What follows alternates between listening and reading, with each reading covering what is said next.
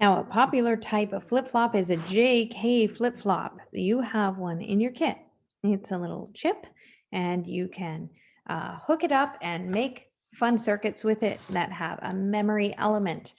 It is just like a NOR gate flip-flop.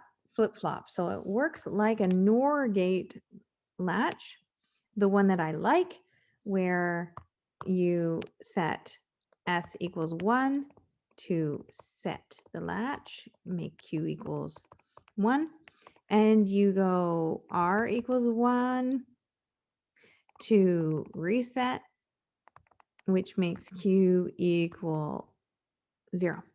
So it works like that, but instead of S and R, I said that's kind of silly, don't do it. It will actually, yes, be valid. So in a JK flip-flop, it acts like a NOR gate latch, except for J equals K equals 1. If you put a 1 in both of the inputs, it's actually valid.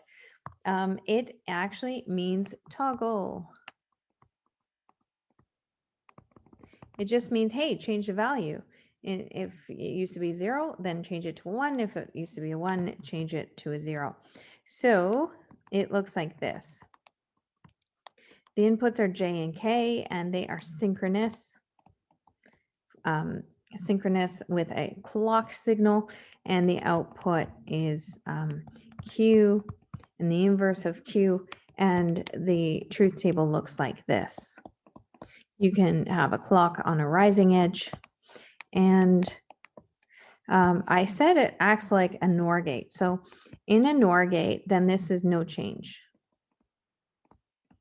And in a NOR gate, I set S or J to 1 in order to set the latch, which is Q equals 1. I set K to 1 or R to 1 to reset, which is Q equals 0. So the rest are 0, and it acts on the rising edge of a clock. But the difference here is that, yes, I can give the values of 1, 1. It's not silly in this case. It says toggle. So in class, we're going to do an example where we toggle those values instead of saying that they're invalid. When they're invalid on a timing diagram, we don't write the line, and when they in a JK flip-flop, then when there's a 1 and a 1, then we just toggle, and if we used to have a Q, then we put a Q. If we used to have Q equals 1, we put Q 0, and if we used to have a Q 0, we do a Q equals 1.